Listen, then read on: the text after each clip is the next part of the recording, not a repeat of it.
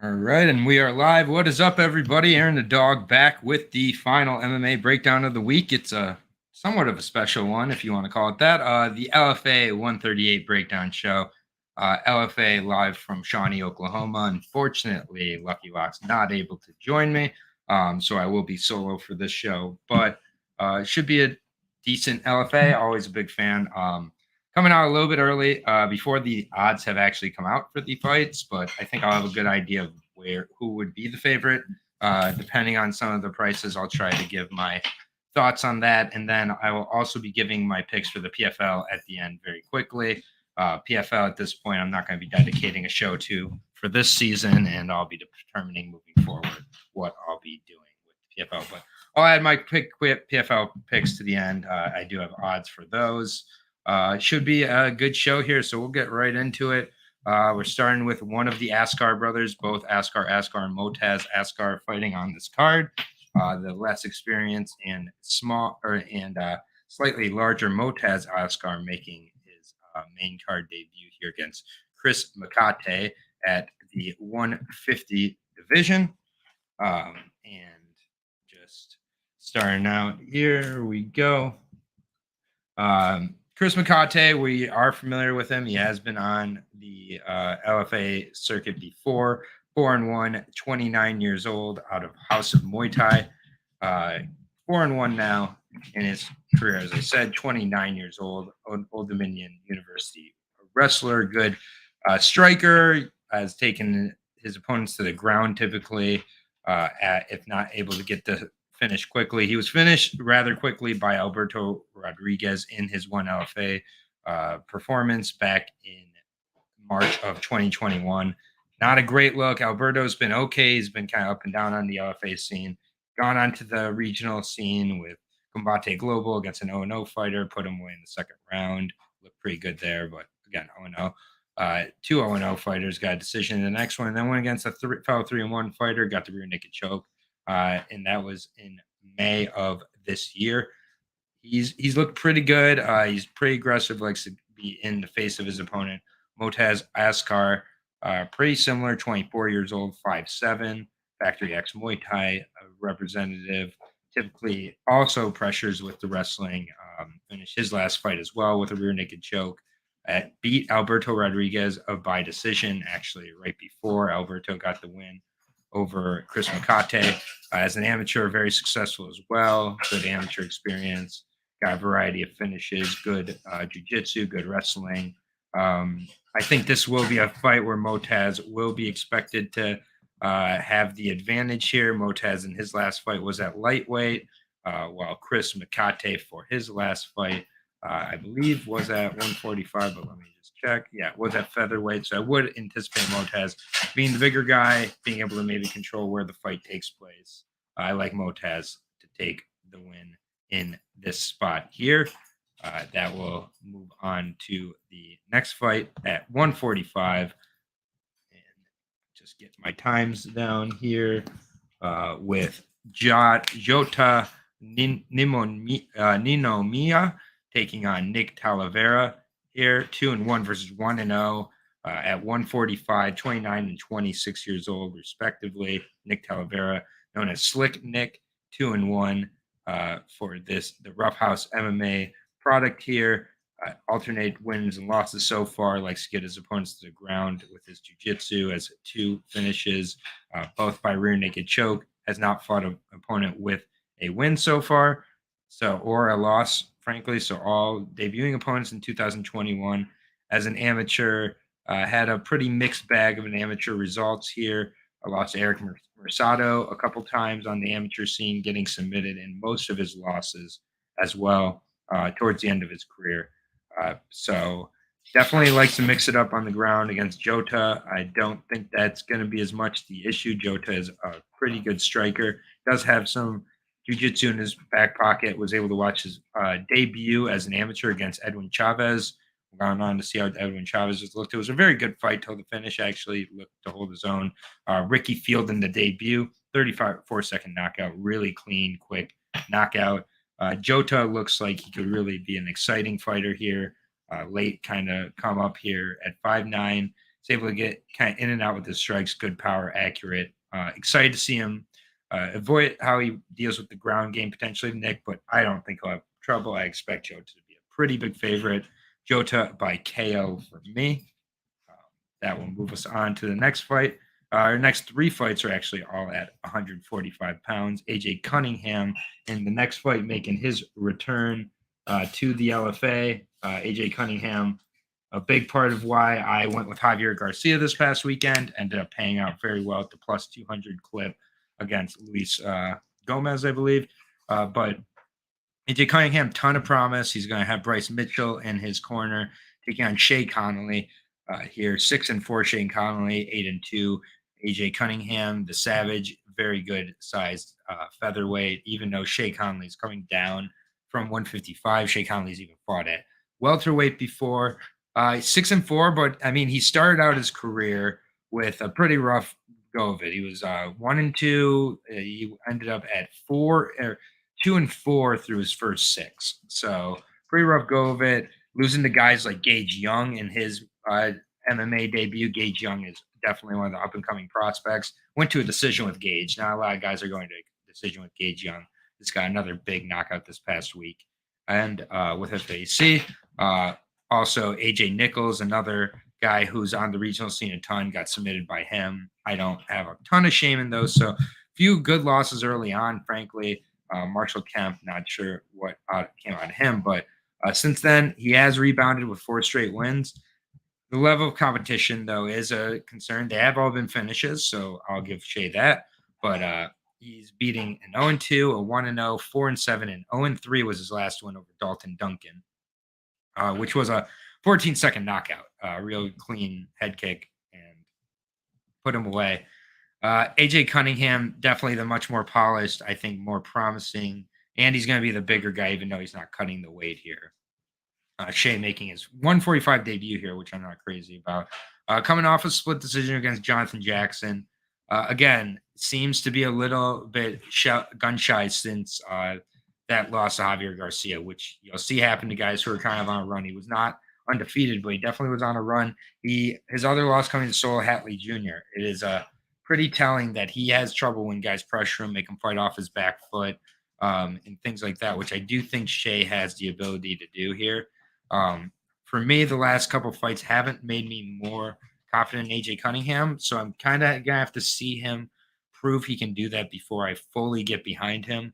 That being said, I would anticipate him being the bigger guy, but I think Shea's gonna come in and fight like a dog.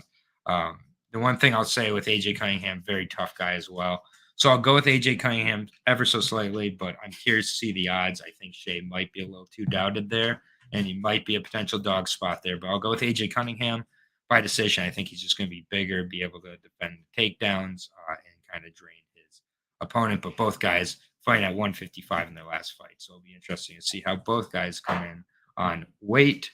Next fight, also at 145, we have Elijah Johns taking on the Japanese wrestler Matusa Kiwana. I just need Mercier to win. I don't know who Mercier is, but maybe I'll get to him in a second. Masato Kiwana, the Japanese wrestler. Unfortunately, most of the tape, I was able to find one fight of his where he was able to kind of implement a good wrestling game, former Greco-Roman pro wrestling circuit guy, real wrestling, not like fake wrestling. 5 straight wins as a fighter as well. Last fought it at the 72 kilogram weight with grappling at Gladiator Osaka, where he won a decision, and that is about 158. So the thing is that Elijah Johns missed weight by about 6 pounds in his last fight. He weighed in, I believe, 150 and a half. So I anticipate Johns is going to be quite a bit bigger. This is a battle of 2 guys who like to use their grappling and wrestling. Kiwana, I think, will be more technical with his wrestling. Could really come down to the feet. In the 5 straight wins, 2 finishes, a rear naked choke, and a knockout over low levels of competition. Overall, hasn't faced a crazy level of competition in his MMA career, but this is going to be his 4th fight in 2022. So I really, really like that. Good rhythm coming in here. Again, Elijah Johns, kind of a theme on a lot of the guys on this card. 8-2. Last few last few fights, I've been a little so on. The Brandon Phillips fight, Brandon Phillips, I really respect him, but he had a 5-pound weight advantage on Brandon Phillips, and just kind of implemented the wrestling. The Bruno Souza fight, I thought was very, very close. I think that Elijah just took a little bit too long to implement his wrestling game and get started. I just wonder against Kiwana if he's going to be able to do that. I think Kiwana's far too good of a wrestler. And then Fulter Saka decision. He's been in the LFA for a while. There's been a lot of expectations on Elijah Johns, as a matter of fact. And I mean, they've shown up at times. Like, he's looked good in the clinch. He has good knees, decent boxing. The wrestling at times is very good. But again, I think Kiwana has the answer for a lot of that. And I do think Kiwana can kind of drag this fight. And I do think, even though Elijah Johns won the 3rd round in his fight against Sousa, I think that was more him holding back his gas tank. I think he kind of has trouble with pacing at times in his fights, and everything like that. To me, Elijah Johns is not someone I'm going to get super behind. I think he will be a pretty significant favorite. I would wait for weigh-ins to kind of see how these guys physically match up and everything, but I think Kiwana is going to be able to really answer a lot of the technical wrestling issues and possibly spread out the gas tank of Elijah Johns. So I'm going to edge with Masato, but worried about the level of competition for sure here. And also, quite worried about the size difference potentially between the two of these guys. But I'll go with Masato as of now. Interested to see where the odds are when that one comes out. Co-main event, the other of the Asgar brothers taking on Diego Silva. This fight, very, very interesting to me at bantamweight. Should be a very good one, though. I'm interested to see this one for a lot of reasons. For one, Diego Silva impressed me very much in his most recent showing. That was a main event slot against the now UFC bound or current UFC fighter in Daniel Arguda, fresh off of the Contender Series there. Silva gave it his all for 5 rounds, was really in the face of Arguda, looking good on the feet. The grappling defensively was definitely there. I really liked the pace and everything that he was showing. Arguda came into that fight a major, major favorite. I believe he was, that was his last fight. He was a minus 345 favorite in that fight. And again, Diego Silva gave him everything he could take. Very, very impressive performance. I think that the striking has really stepped forward. I think he's gotten a lot of confidence. Losses to Jay Perrin and Russell Doan in his last couple. ACB, very high level fighter, he lost to as well in Chakayev. He's getting a win over Andrei Sukuntov on the CES circuit that you really like to see. Marco Muniz, a 11-3-1 opponent. Diego's really challenging himself and answering the bell with a lot of these higher level opponents since early losses. He's been finished twice in his career with strikes. Azkar to me, he's not looked great. He was right on the doorstep of the UFC. Unfortunately, had to withdraw from that fight with Cody Stamann because he was not medically cleared. They said, okay, retool, go back to LFA, take on Justin Wetzel. Justin Wetzel caught him in the 2nd round and caught him bad. Put him away. Pretty brutal shot. Justin Wetzel was the much smaller, shorter range fighter. Put him away. The Leandro Gomez fight, wasn't impressed with that fight at all. We just saw Gomez recently again against Javier Garcia get caught there, but wasn't really impressed in that one. Kind of question if Asgar won it. And then the Ruzabek Ibrahimov fight. That fight, I really thought Ibrahimov won. I was quite surprised to see a unanimous decision for Asgar. Good stand-up, long punches, but chin issues for sure, for certain. The level of competition, I've definitely questioned a little bit. The only win I really rate prior to his loss, or the only opponent I rate prior to his losses, Alberto Martinez. The win over Kevin Worth is encouraging, but there is chin issues for sure. And Big Show Picks, what up, my friend? How you doing? Just getting through the LFA here, and then going to give the PFL quick picks because I'm not dedicating a full video to the PFL anymore for this season or maybe beyond.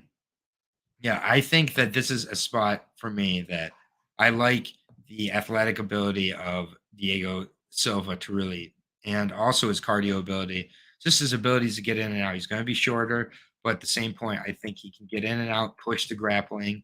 His stand up has definitely progressed. He doesn't have the knockouts yet.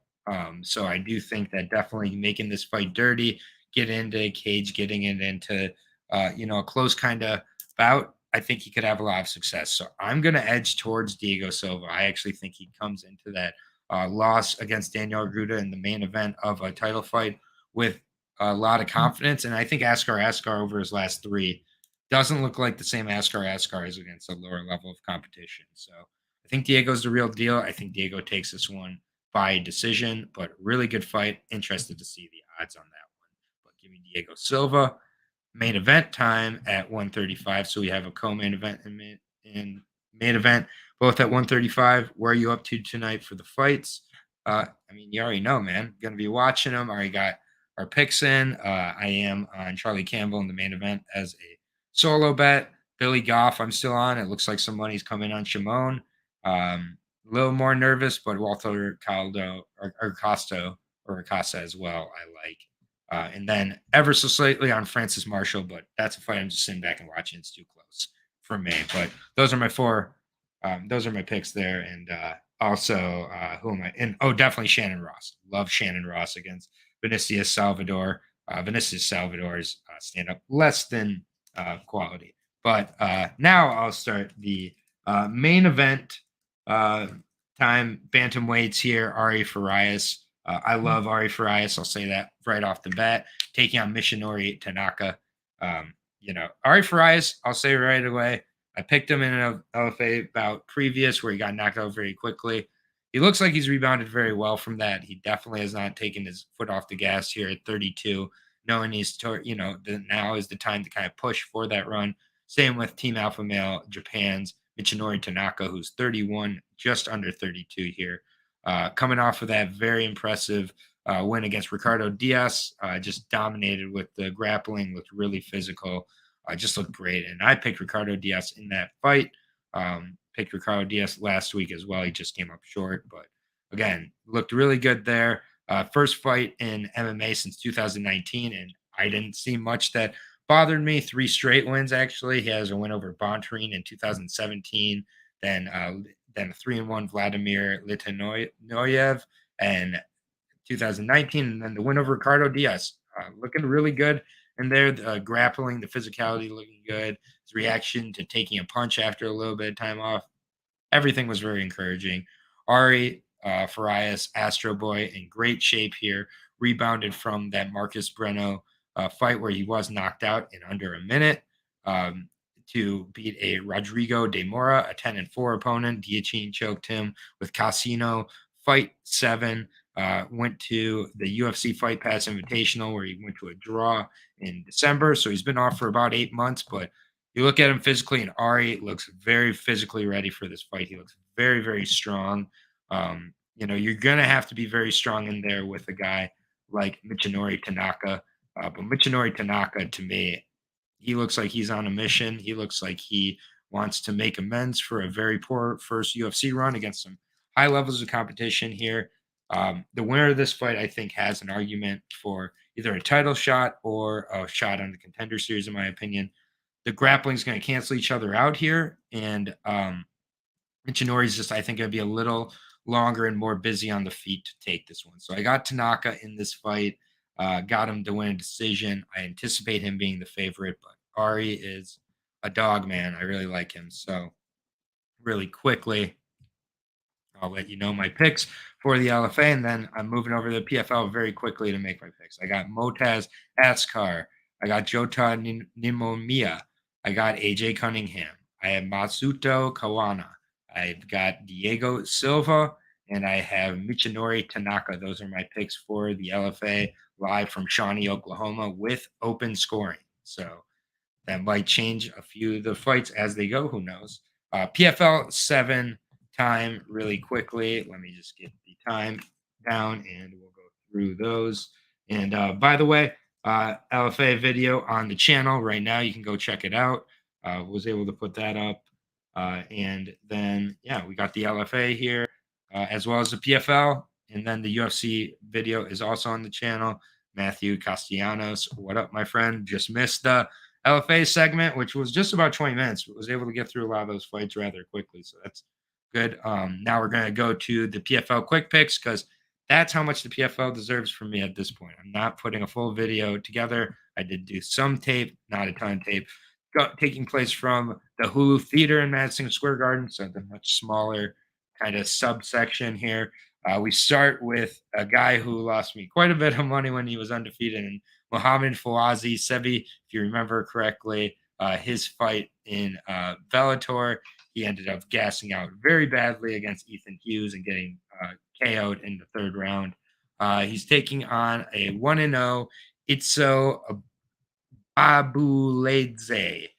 He's fought MMA against a Jorge Molina with CFFC, went to a decision.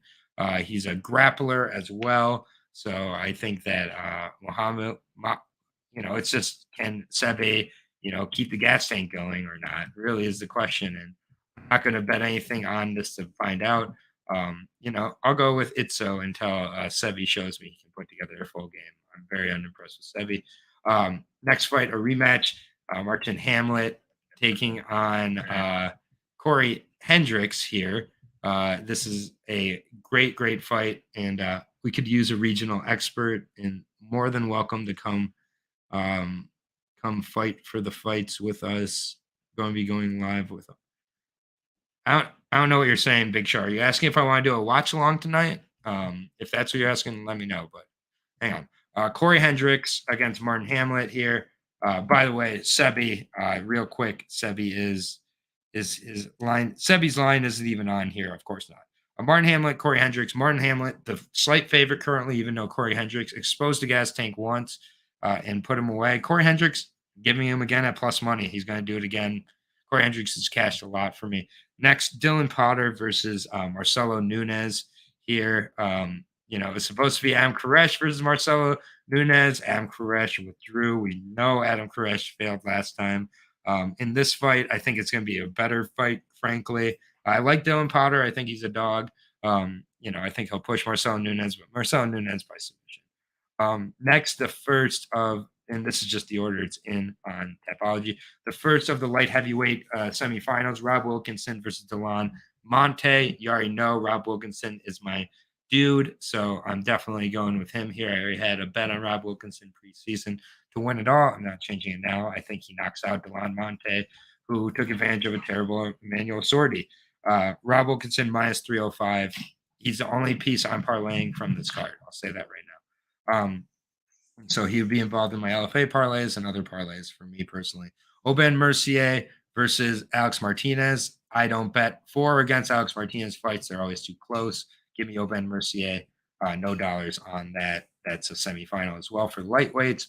Another light heavyweight main or semifinal. Really awesome fight here. Josh Silveria getting to prove, is he legit or not, taking on Mr. Omari Akhmedov.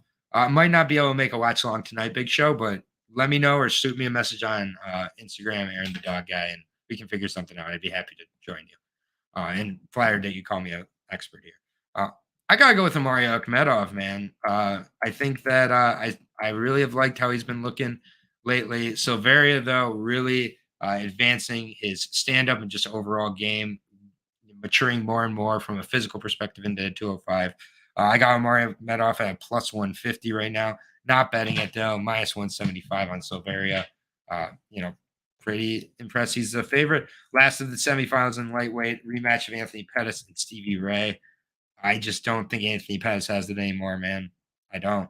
I'll take Stevie Ray in this spot. Stevie Ray back-to-back wins over Anthony Pettis. Stevie Ray, the slight favorite at minus 135. Anthony Pettis, you can get at plus 115. How the mighty have fallen. Alexi Peragande versus Elvis LeBron Quiles. Elvis LeBron making his debut here. Don't know much about him, but I know I've been super impressed by Alexi, his whole amateur career and pro career. I think Alexi puts on a show and gets invited back for the beginning of next season. Alexi Peragande, a minus 315 favorite. Another one I'd consider, but I'm not going to. That is the first of the post-limbs. Next post-limb, Lucas Barboza, MMA or Brazilian Jiu-Jitsu royalty. Yeah, no, thank you. I appreciate that. I love the regional scene, and I'm seeing people start. I won't name names, starting to do contender series and stuff. And I've been here from contender series season one, baby. So I love the regional scene. But Lucas Barbosa, Elmer Umarov. Uh, I don't really know how this fight goes. I haven't been crazy impressed with Elmar. I think he can be exposed in the grappling, and Lucas Barbosa is a grappling wizard. Give me Barbosa. Barbosa, the slight underdog at plus 105.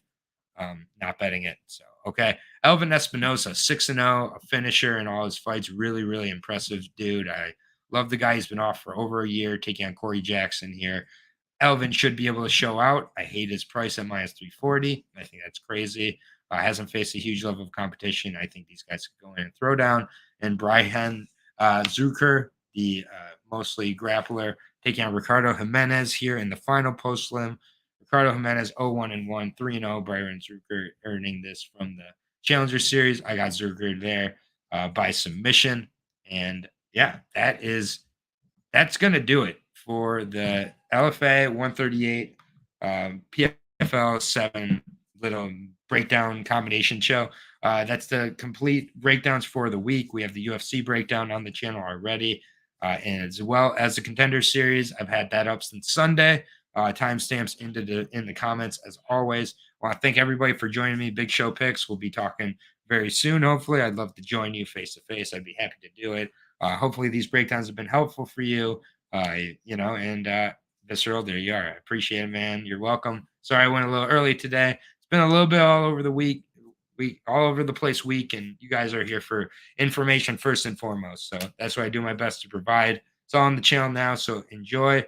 Best of luck tonight on the Contender Series. Let's go, Charlie Campbell. We got our solo bet on Charlie Campbell, and then Shannon Ross. Don't fail me now. Don't make Vinicius Salvador look like a good striker. Vinicius Salvador, some horrible striking technique, but he does have a lot of knockouts, so we'll see. Enjoy the fights, everybody. Peace out.